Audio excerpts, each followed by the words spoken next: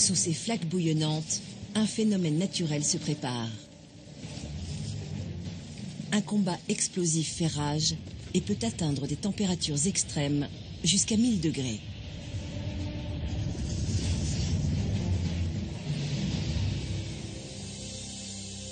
Les traces que la collision laisse en surface nourrissent les mythes et les rites des hommes.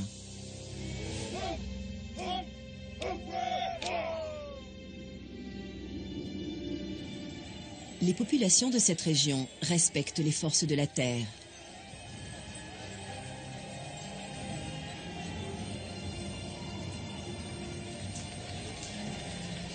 Ici, les paysages peuvent se métamorphoser à tout instant, avec pour conséquence des dégâts considérables.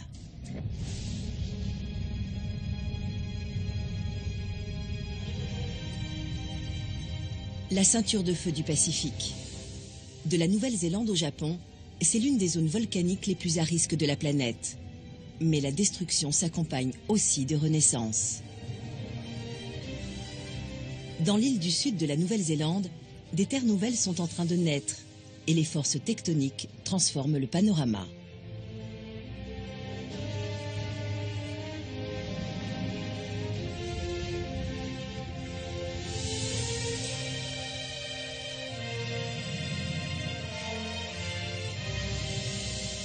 C'est une expédition hors du commun qui attend le géologue Nick Iles sur la ceinture de feu du Pacifique.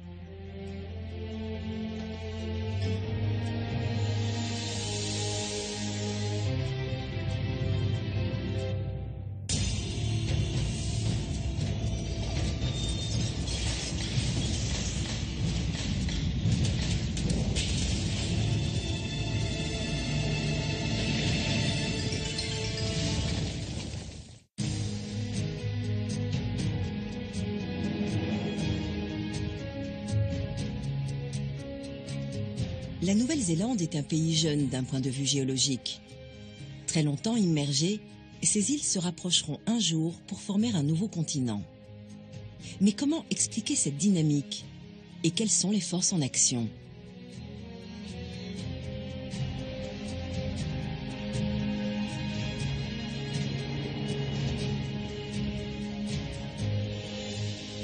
Nick Iles se rend sur White Island, un volcan hyperactif au bord de la ceinture de feu.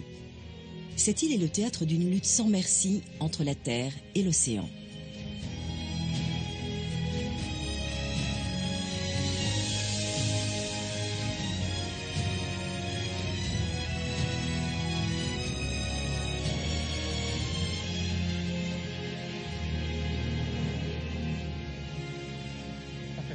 On dirait une scène de l'enfer de Dante. C'est impressionnant.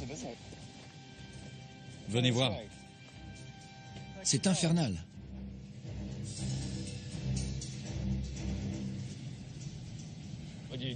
Vous savez à quelle fréquence il entre en éruption? Il est exceptionnellement actif. Donc j'imagine qu'en moyenne, il entre en éruption tous les 7 ans à peu près. Un tel degré d'activité en a fait un laboratoire à ciel ouvert pour les scientifiques. Le géologue Hamish Campbell est particulièrement attentif à la vie intérieure du volcan. On surveille ce type de volcan de différentes manières. Grâce à des analyses chimiques et sismiques, mais on utilise aussi des satellites de pointe pour une observation géodésique. Pour voir s'il s'étend. Oui, pour voir s'il y a du mouvement, s'il grossit, rétrécit ou change de forme. On le surveille de façon presque quotidienne, grâce à des appareils tout autour du cratère. C'est quoi ces débris? Ils datent de la dernière éruption? C'est très chaotique, hein? Regardez ces coulées de lave qui ont séché là-haut.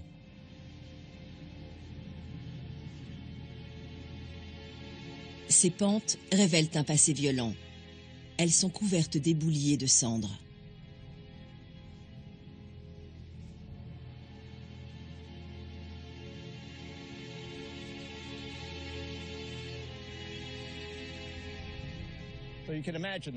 S'il y a une nouvelle éruption bientôt, toute cette matière va être complètement soufflée, ou au contraire, prise au piège par la lave en fusion.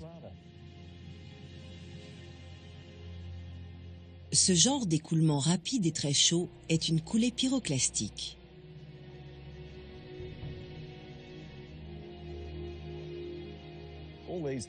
Tous ces dépôts sont actuellement à un angle de repos. Et ils sont au sommet. Il ne faudrait pas grand-chose. Un petit séisme. Un petit séisme et ce serait la catastrophe. Tout dévalerait la pente. Ce qui est tombé ici est parti dans l'océan? C'est exact. C'est une structure typique d'un effondrement. Et c'est fou de voir comme ça ressemble au volcan américain, le mont Sainte-Hélène. En 1980, tout un pan de montagne est tombé là-bas.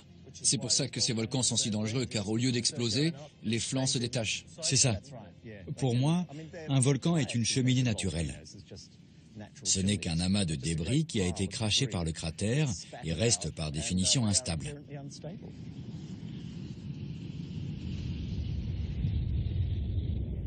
White Island, comme toute la Nouvelle-Zélande, se trouve au cœur de la ceinture de feu où se rencontrent une plaque océanique et une plaque continentale. C'est une zone de collision où la plaque pacifique plonge sous la plaque australienne. C'est un phénomène de subduction. Le fond de l'océan est déformé et attiré dans des tranchées profondes. La plaque pacifique fond sous l'effet de la chaleur et la friction provoque des séismes violents qui s'accompagnent souvent d'éruptions sous-marines.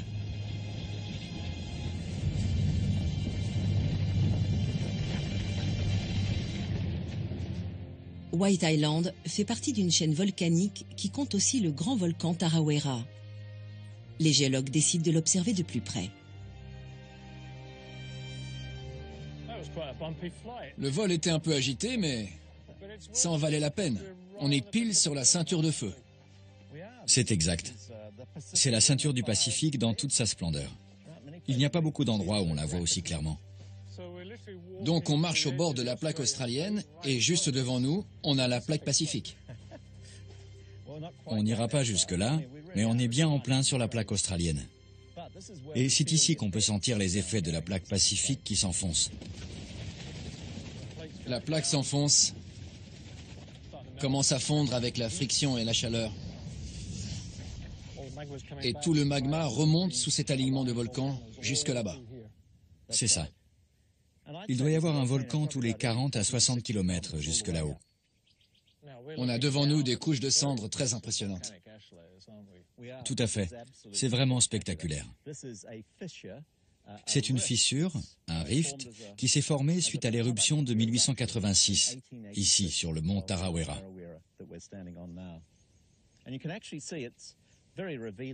On voit parfaitement bien, c'est évident, que les éruptions ont fracturé d'anciens dépôts pyroclastiques liés à la plus grosse éruption du volcan qui a eu lieu vers 1314. Donc ces couches plus pâles et bien marquées sont des téphras, des cendres et fragments de roches éjectés du volcan et accumulés lors de cette éruption. Et une autre éruption massive a eu lieu en 1886. Elle n'a duré que 4 heures et elle a produit ces dépôts foncés, rouges, gris et noirs qu'on voit sur la couche claire.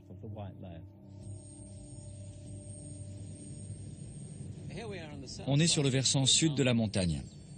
L'éruption a suivi une trajectoire précise? Vous voulez dire celle du Tarawera?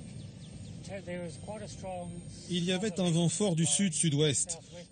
Donc, beaucoup de débris ont été déplacés vers le nord. David Lowe est volcanologue à l'université de Waikato.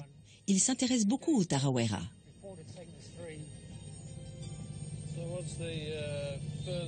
Quel est l'endroit le plus éloigné où vous avez trouvé des traces de cendres dans l'eau venant de volcans néo-zélandais? Toutes éruptions confondues? Oui. L'Amérique du Sud, je crois. Toutes ces couches de cendres datent d'une éruption différente. En étudiant leur emplacement et leur profondeur, David Lowe a reconstitué une chronologie qui remonte à près de 10 000 ans.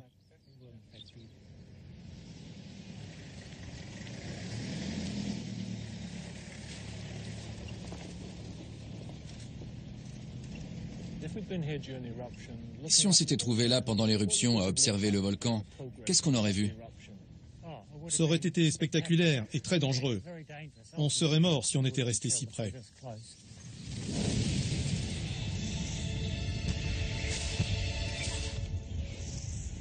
Le 10 juin 1886, vers minuit, le sommet du volcan explose sans aucun signe avant-coureur.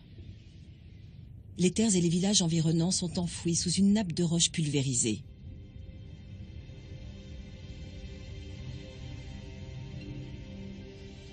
Le volcan pétrifie tout sur son passage. C'est une catastrophe d'une ampleur inouïe. Des forêts entières sont déracinées et brûlées.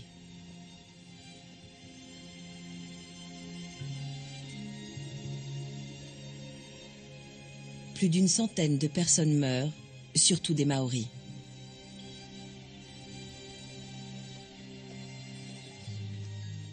Les pentes du volcan portent également les traces de l'éruption de 1314. Ces restes de troncs d'arbres calcinés témoignent de la férocité de l'événement.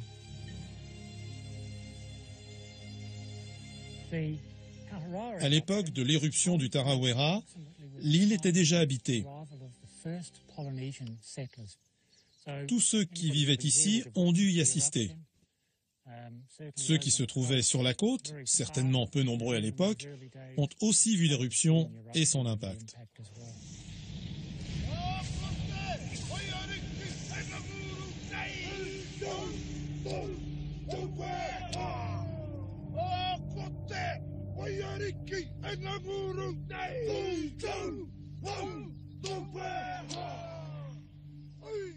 Les légendes maoris parlent volontiers des dieux du feu et d'une terre surgie de l'océan. Les danses et chants rituels louent la toute-puissance de la nature.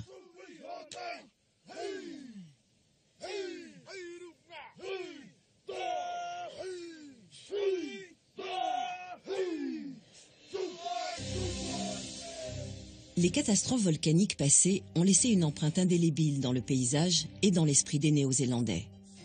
Mais rien ne peut les préparer à l'énorme bouleversement géologique qui les attend.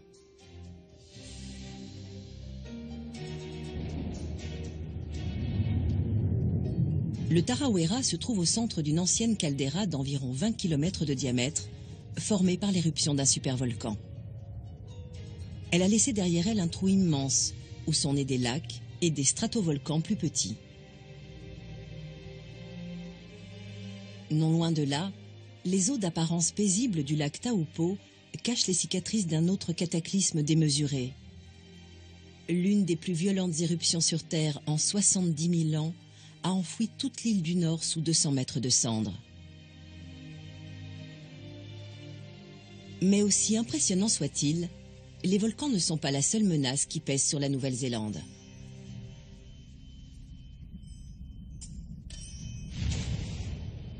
Il y a aussi les tremblements de terre. Ces paysages superbes cachent tout un réseau de failles sismiques.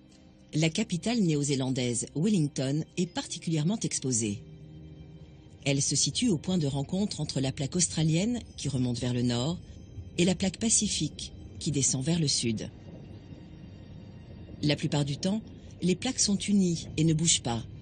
Mais quand toute la tension accumulée les déplace, le mouvement provoque un tremblement de terre.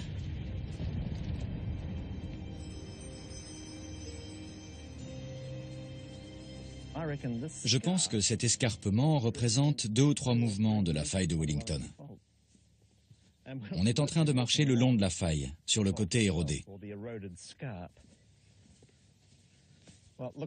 Ça n'a l'air de rien, mais c'est comme une vraie scène de crime. C'est une collision continentale en direct. Sous nos pieds, cette zone remonte complètement sur l'autre, parce que les plaques se rencontrent.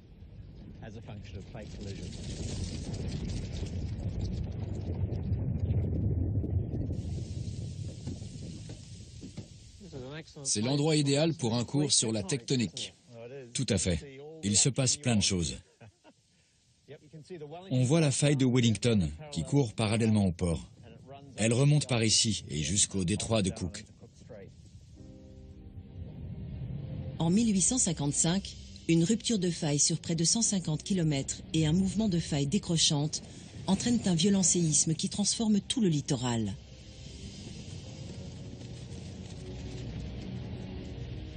En 1942, un séisme de magnitude 7,2 détruit presque toutes les maisons de la capitale. Depuis 2 siècles, la terre ne cesse de trembler le long de la faille alpine. On pourrait la comparer à la faille de San Andreas? C'est ça. Parce qu'elle traverse une ville importante, une capitale, pour ne rien arranger. Dans votre boule de cristal, quand voyez-vous le prochain tremblement de terre majeur? J'ai une réponse facile pour ça. Disons qu'il y a 10% de chance qu'il se passe quelque chose dans les 100 prochaines années.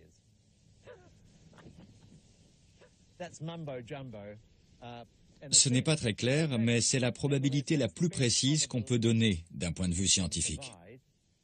Et la plus certaine. Ceci dit, il peut y avoir un tremblement de terre majeur demain à Wellington.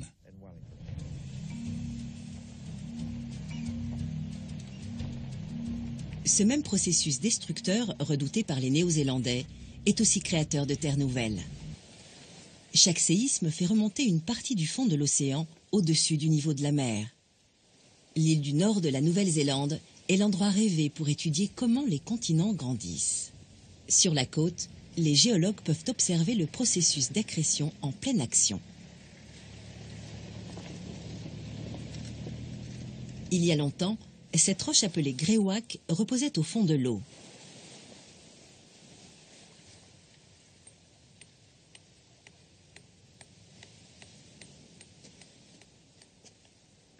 La réserve naturelle de Red Rocks est fascinante pour les géologues. Sa roche est truffée d'informations. C'est une vraie machine à remonter le temps.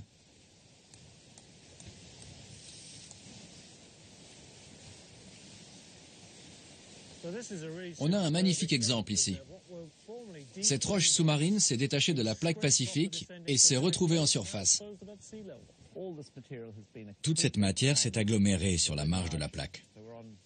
On a les rochers du Trias ici, puis du Jurassique, du Crétacé, du Cénozoïque, et ça continue aujourd'hui.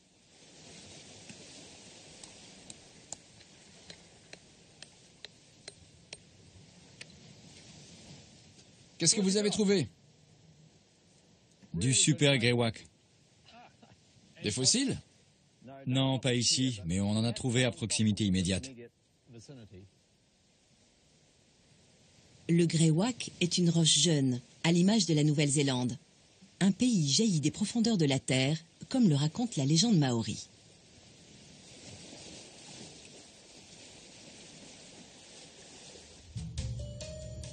Nick Iles poursuit sa route au nord-ouest vers le Japon.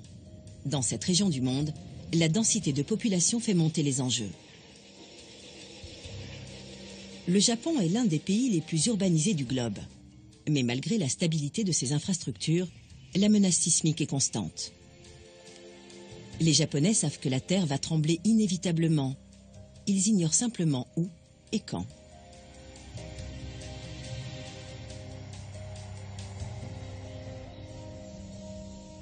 En 1923, le tremblement de terre du Kanto ravage Tokyo et fait plus de 140 000 victimes.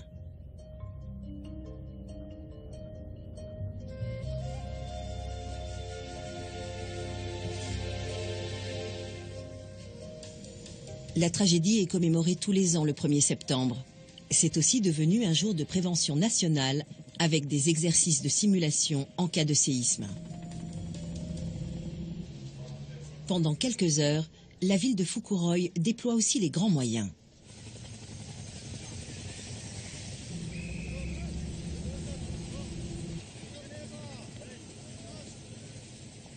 Le Japon se trouve à l'épicentre d'une très grande zone de subduction, où 4 plaques se rencontrent.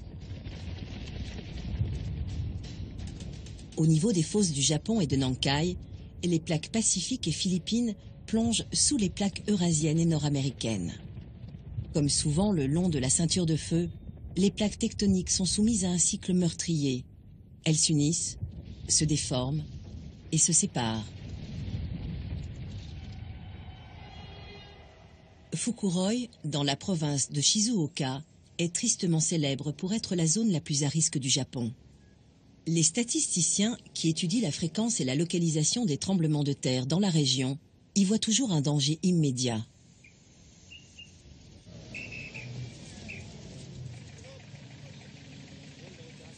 Il n'y a rien à faire pour l'empêcher, mais ses habitants peuvent au moins s'y préparer.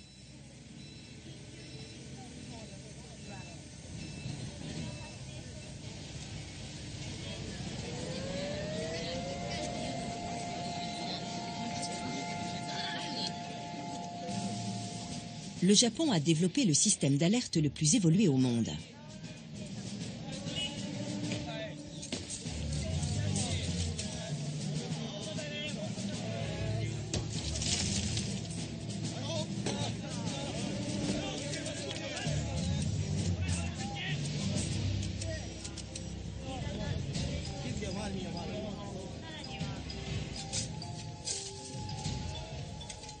Mais personne n'a pu anticiper le terrible séisme de Tohoku du 11 mars 2011 qui a entraîné l'accident nucléaire de Fukushima.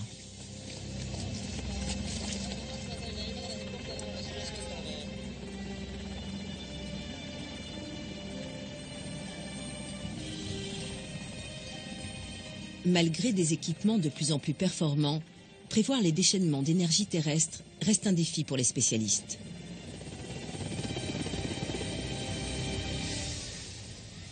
En 1944, le tremblement de terre de Tonankai a détruit l'école de Fukuroi, faisant de nombreuses victimes parmi les élèves. Les nouveaux bâtiments scolaires sont conçus pour réduire le risque d'effondrement.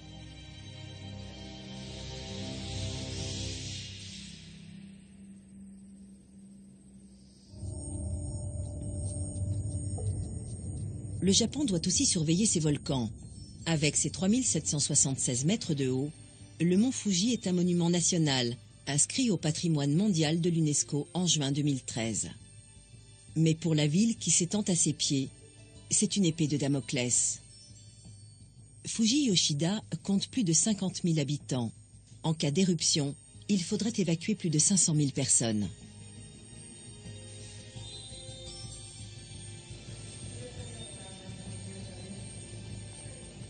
Pour Nick Hiles, le volcan et son emplacement posent de nombreuses questions.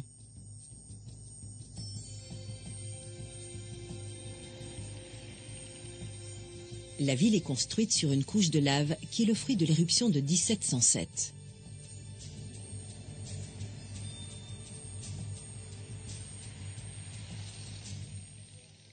Les Japonais viennent de tout le pays pour honorer cette montagne et visiter l'un de ses plus célèbres sanctuaires, le Sengen Jinja.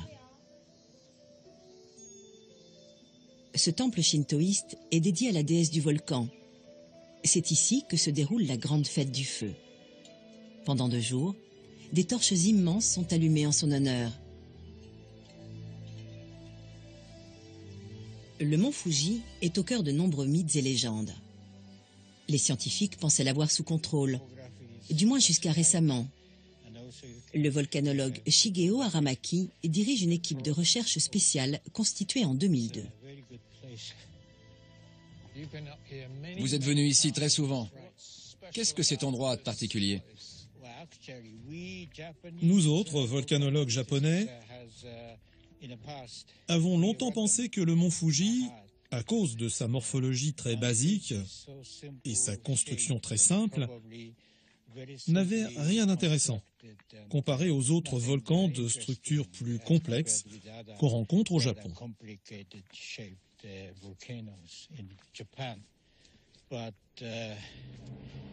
Mais c'était une erreur.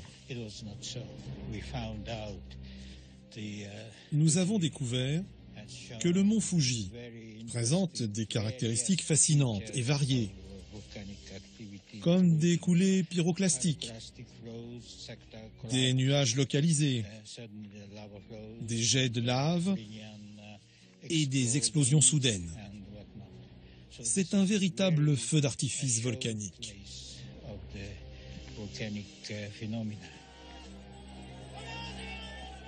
Chaque année, les Japonais organisent un festival en l'honneur du volcan. La statue de la déesse est descendue de son piédestal et emmenée en procession, ainsi qu'une réplique du mont Fuji.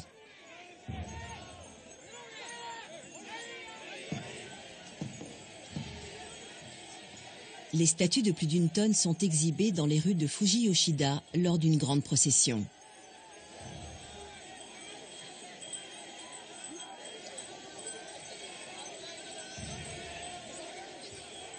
Cette cérémonie séculaire témoigne du respect de la religion shinto pour la nature.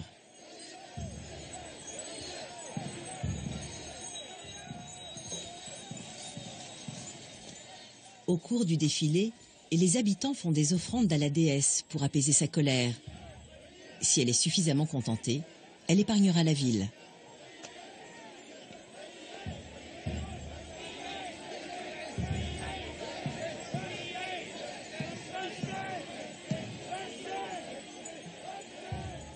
Quand la procession arrive au centre de la ville, les festivités commencent.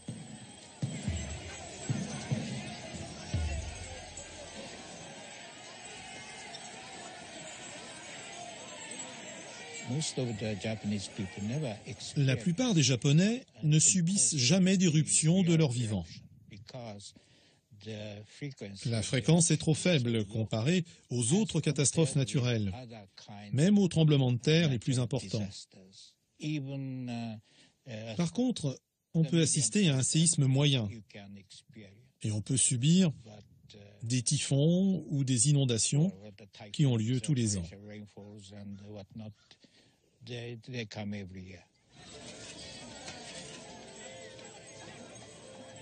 Au cours des festivités, des torches immenses sont allumées et partout dans la ville, des feux brûlent en l'honneur des dieux. Pendant quelques jours, Fuji-Yoshida s'embrase.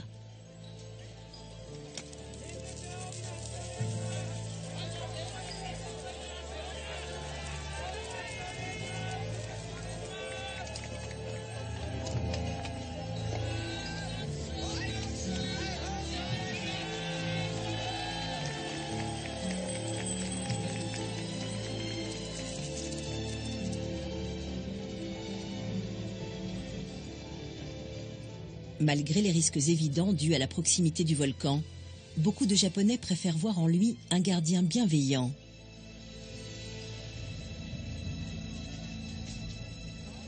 Yayoi Sato a vécu au pied du mont Fuji presque toute sa vie. C'est une fête en hommage au feu, une célébration du volcan. Mais cette montagne est aussi très dangereuse.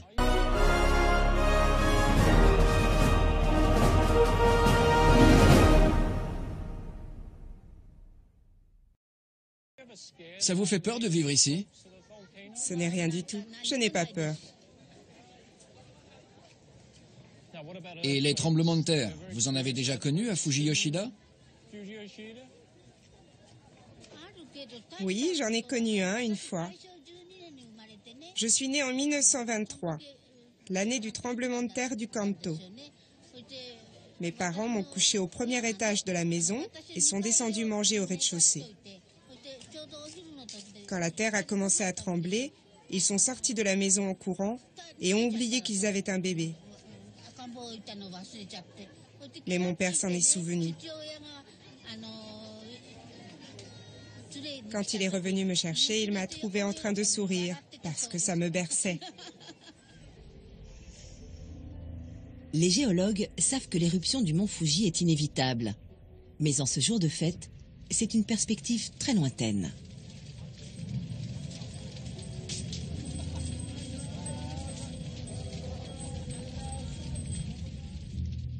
Pour son étape suivante, Nick Hiles fait un saut à Motozu, dans le centre du pays.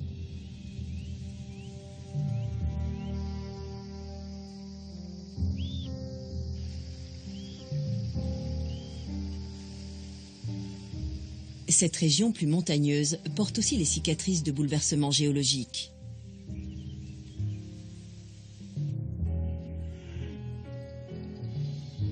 Dans ce petit village, une faille est exposée au grand jour.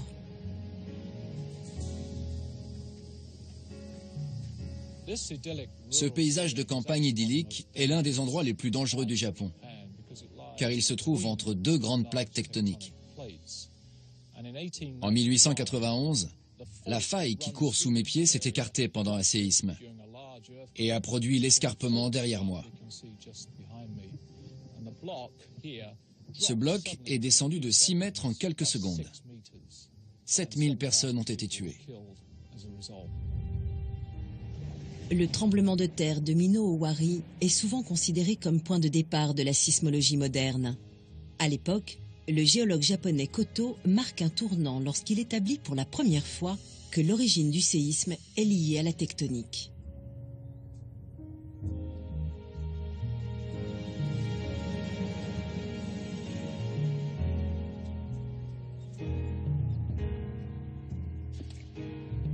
Un siècle plus tard, en 1991, le musée de Motozu rend possible l'observation d'une partie de la faille de Néodani.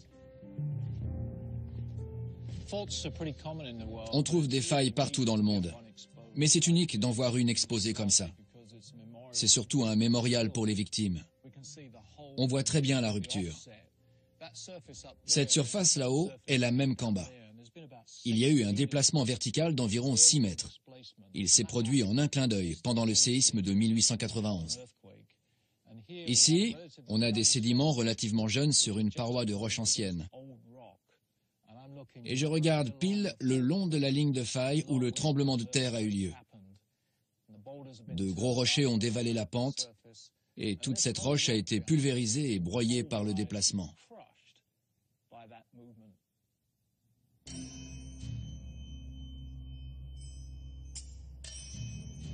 Grâce à la théorie de la tectonique des plaques admise dans les années 1960, les géologues comprennent mieux ce qui provoque ces phénomènes. Mais il reste beaucoup de questions sur leur mécanisme et leur cadence dans le temps. Les chercheurs savent pourquoi il y a des tremblements de terre, mais ils ne sont pas capables de les anticiper avec précision. Du moins pour l'instant. Nick Iles rejoint une équipe scientifique internationale en plein travail sur l'océan Pacifique.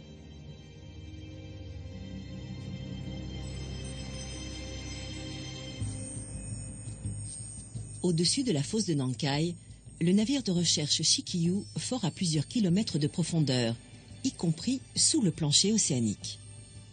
À bord, les spécialistes tentent d'élucider le fonctionnement des zones de subduction.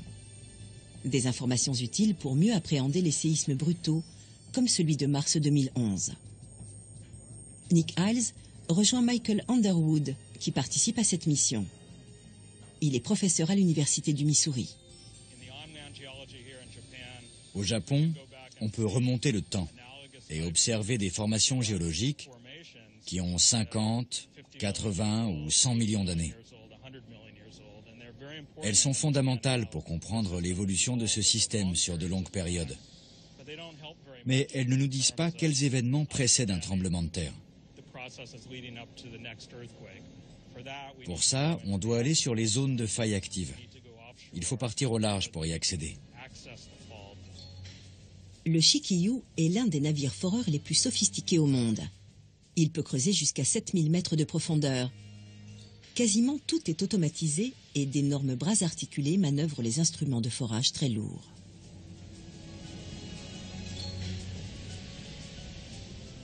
Un système de navigation satellite permet d'anticiper les déplacements soudains dus aux courants forts ou aux intempéries.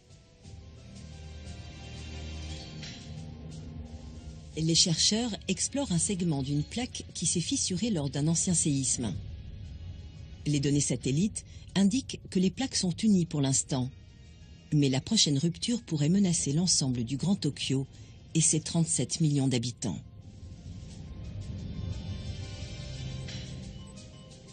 Les indices se cachent dans les sédiments de la zone de subduction.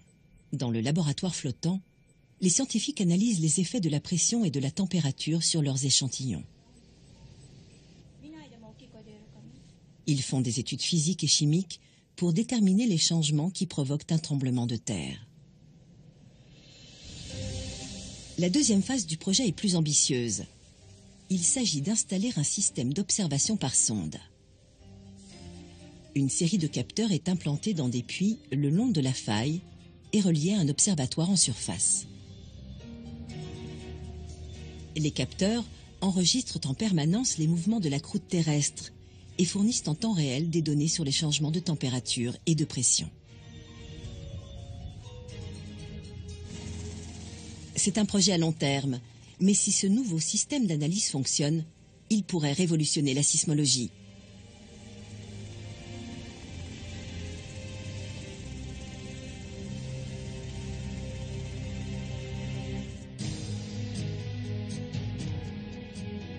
Sur Terre, les volcans impressionnent toujours par leur stature et leur présence. Nick Iles s'intéresse au mont Hunzen sur la côte sud-ouest du Japon.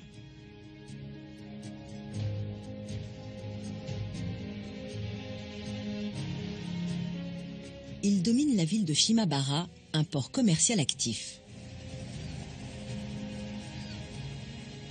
La baie d'Ariake semble paisible aujourd'hui, mais ces jolies petites îles cachent une histoire tumultueuse. Ce volcan est le plus redouté du Japon. Ses contours escarpés en disent long sur son passé, et il est étroitement surveillé. Chaque pente et chaque pic laissent présager une catastrophe.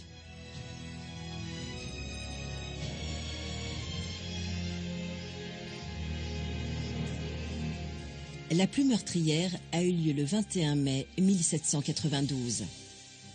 Son origine n'était pas une éruption volcanique, mais un tremblement de terre.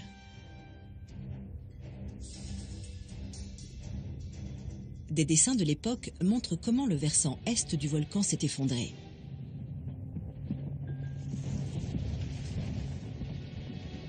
D'énormes blocs de roches et de cendres ont dévalé ses pentes pour se jeter dans les eaux peu profondes de la baie d'Ariake.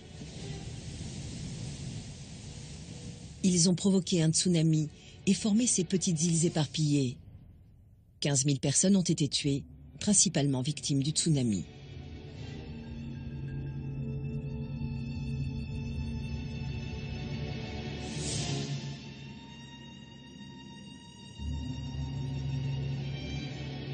Les cicatrices de l'activité volcanique sont partout.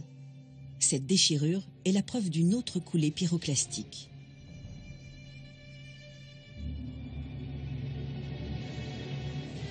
Le dôme continue de s'étendre à mesure que la lave remonte de la chambre magmatique.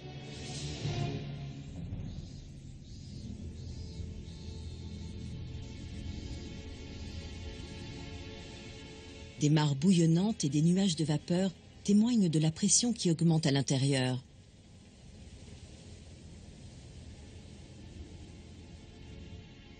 Le mont Hunzen est encore actif, et même sous très haute surveillance, il reste imprévisible.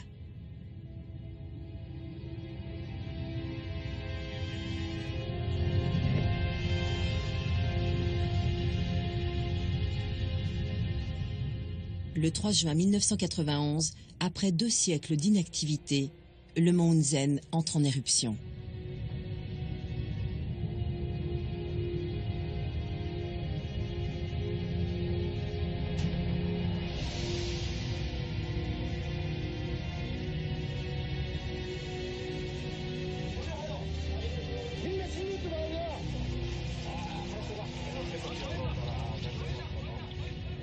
« 43 personnes périssent, dont le couple de volcanologues français, Maurice et Katia Kraft.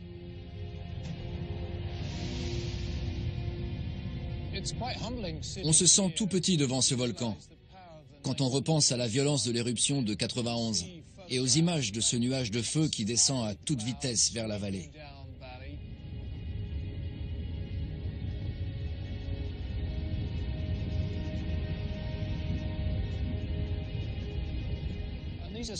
Les volcans sont très dangereux, car totalement imprévisibles. Des semaines avant le drame, il y avait eu de petits tremblements de terre qui indiquaient une remontée du magma. On savait qu'une éruption était imminente, mais ce qui a pris tout le monde de court, c'est que la pente supérieure du volcan s'est effondrée d'un coup.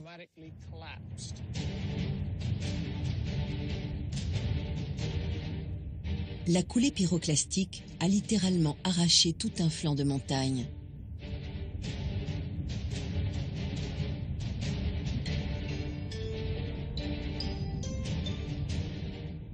Les scientifiques estiment qu'elle se déplaçait à 100 km/h et que la température était de 450 degrés.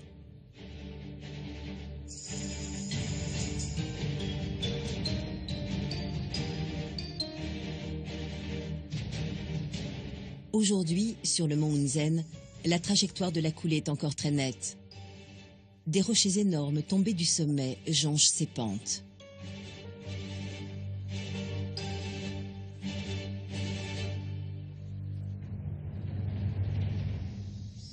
L'ampleur et la violence du cataclysme sont difficiles à imaginer.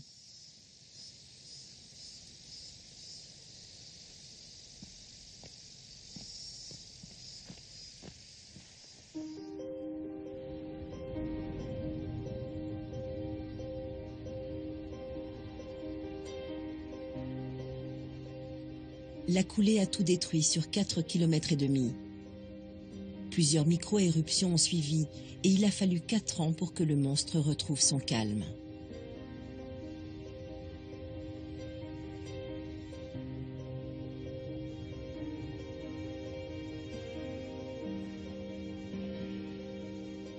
L'éruption de 1991 a également déclenché une série de coulées de boue appelées lahars. Ils ont achevé d'enterrer la ville.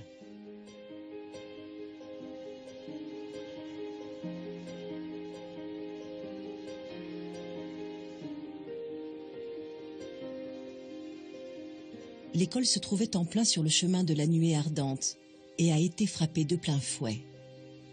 C'est aujourd'hui un mémorial en hommage aux victimes.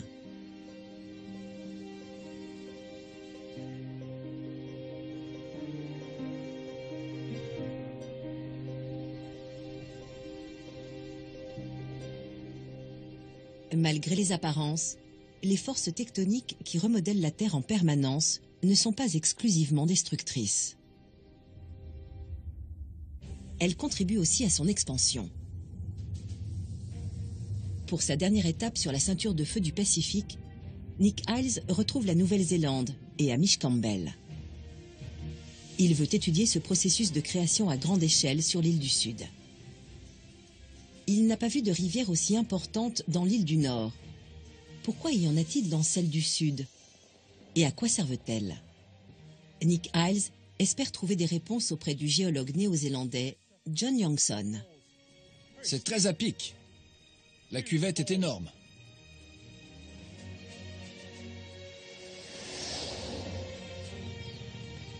L'intérieur de l'île foisonne de joyaux naturels.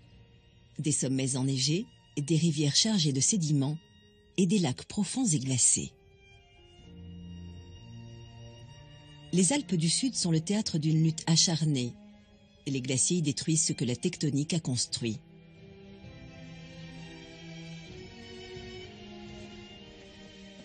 Vous n'êtes pas venu depuis quand? Au moins 20 ans, quand je faisais de l'alpinisme dans ces montagnes.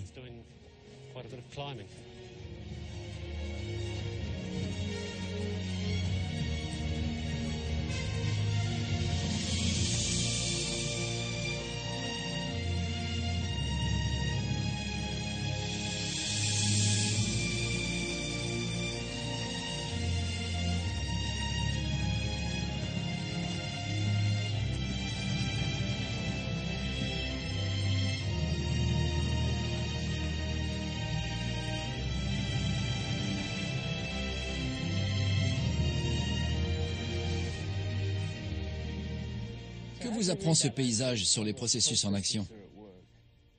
C'est fantastique ici. On voit la tectonique des plaques en marche. C'est comme si on était dans la salle des machines de la zone de collision, entre la plaque pacifique et de l'autre côté de la crête, la plaque australienne.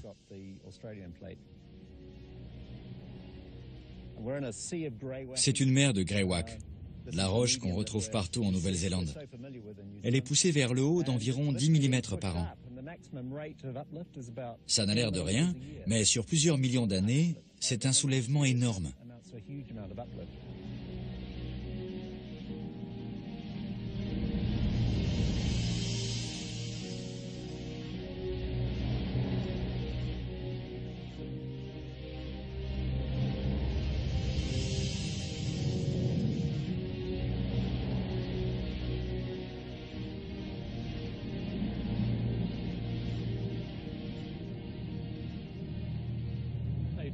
À l'inverse, quelles sont les forces qui détruisent les montagnes?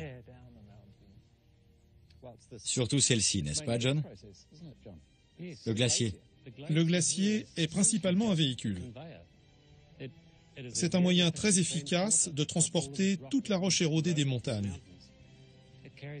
Il l'achemine vers la vallée et l'eau de la fonte des glaces entraîne les sédiments plus en aval, bien au-delà du périmètre du glacier.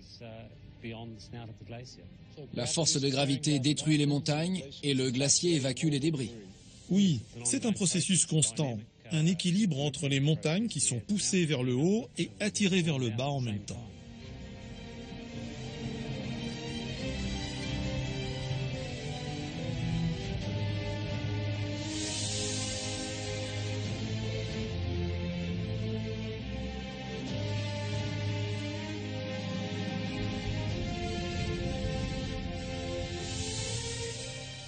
On est en plein sur la zone de collision. Qu'est-ce qui arrive aux rochers qui ont été poussés vers nous? Ils sont transformés. Ils sont pressés, broyés, littéralement recristallisés dans le processus. Ils se réorganisent, produisent de jolis minerais plats tout neufs et dégagent des fluides. Donc ils sont cuits. Oui. Ces fluides sont très importants. Quand ils traversent la croûte sous ces Alpes, ils dissolvent les métaux et les courants les emportent. Ils contiennent de l'or que l'on retrouve dans les rivières et les plaines, dans la partie ouest de la plaque australienne.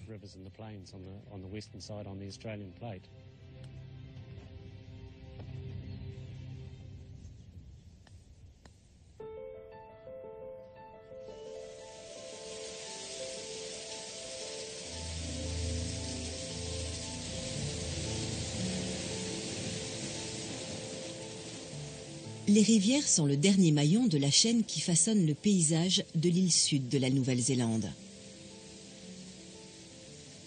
Là où le courant est fort, l'eau agit comme un tamis avec les minerais d'or descendus des montagnes. La rivière parvient à séparer les minerais légers des lourds. On ne fait que reproduire le même processus. Regardez, il y a de l'or. La machine a fonctionné.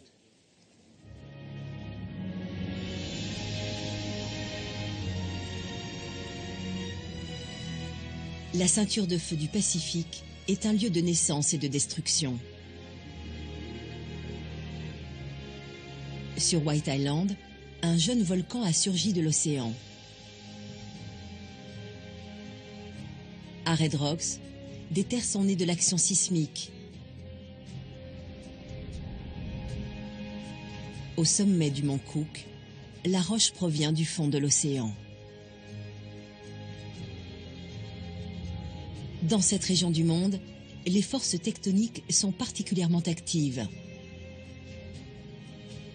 Alors même que le lit de l'océan Pacifique s'enfonce, sa roche fond et se transforme en nouvelle terre. L'océan rétrécit peu à peu, mais c'est le prix à payer pour que se forme un nouveau continent.